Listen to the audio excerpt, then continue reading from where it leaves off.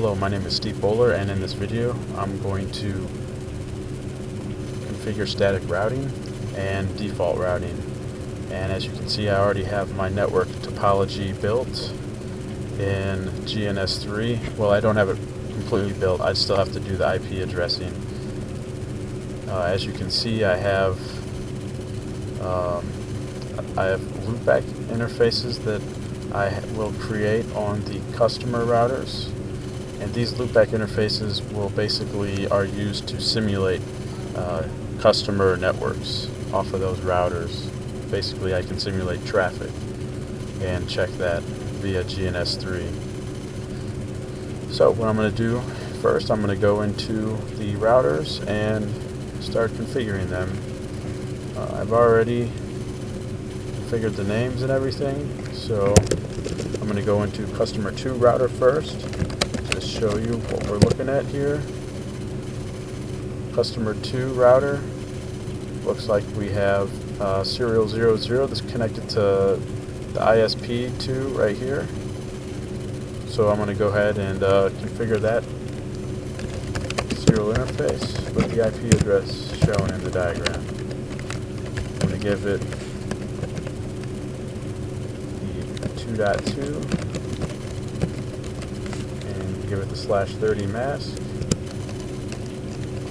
Also, what I'm going to do is I'm going to go in straight to the loopback 20, and the reason I call it loopback 20 for this interface, why I use loopback interface loopback 20 is because I have a 20 network here that I'm working with, so to make it a little easier to follow,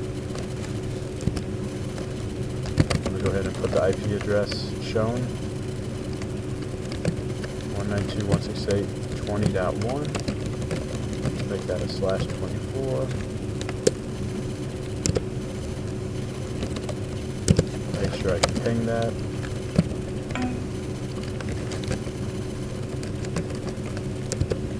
Okay.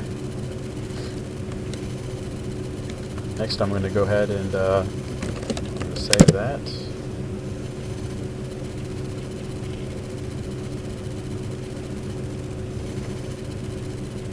I'm going to go into my ISP router, ISP2.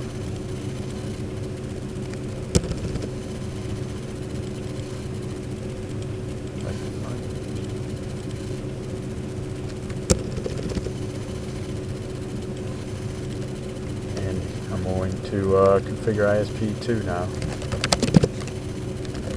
As you can see from the topology summary on the right hand side of GNS3, interface serial 01 is connected to customer 2, so I'm going to go ahead and configure the correct IP address for that interface, 2.1.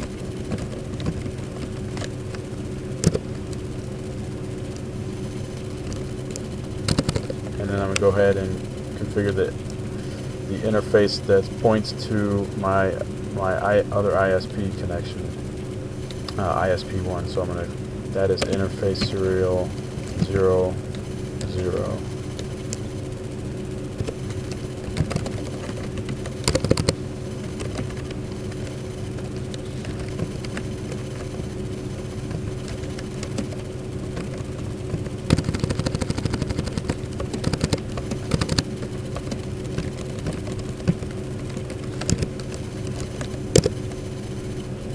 Okay, it looks like I got the IP addressing down on ISP2. Now I'm going to try to ping customer 2 router, see if I have layer 3 reachability.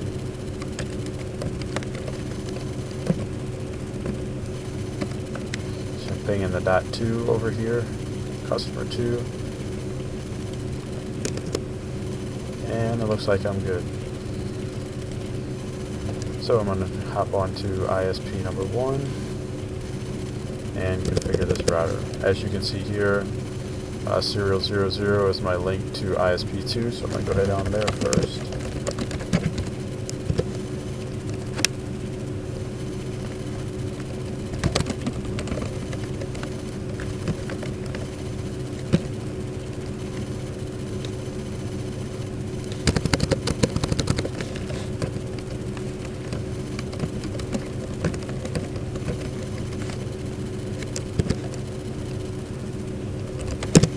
as you can also see up here, it shows serial 01 is my link to customer 1. I'll go ahead and configure that interface next. IP. By the way, I've already no-shut all of the ports, so all the links are up already, in case you were wondering.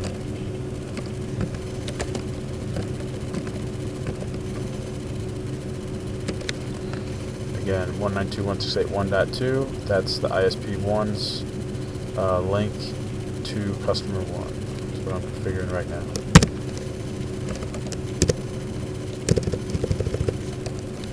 Now, since I've already configured ISP2, I'm going to try to ping this link between ISP1 and 2, and it should work if I have layer 3 reachability.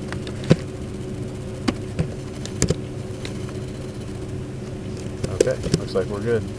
So the last thing we need to do is configure customer 1 router. If I do a show interface description, click up my serial 00 interface is connected, is my link to ISP1. So I'm going to go ahead and configure that interface.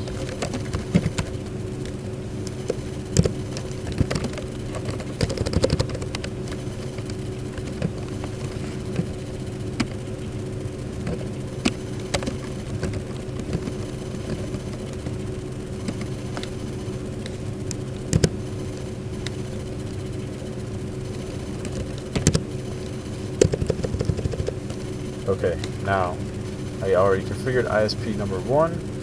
I've configured all the routers now, so I should be able to ping from customer 1 to ISP 1.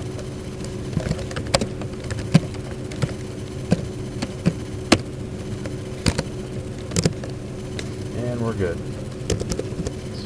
So next thing I do, I'm going to create my, almost forgot to create my loopback 10 interface here on customer 1 router. So I'm going to go ahead and create that interface real fast.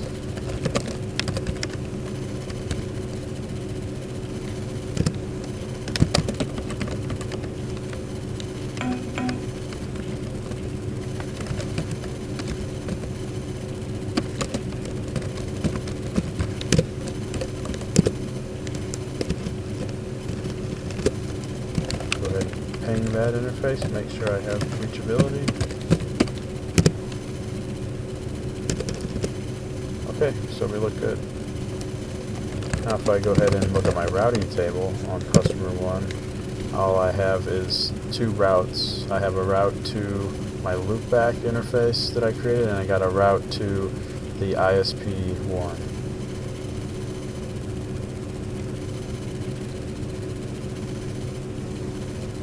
So,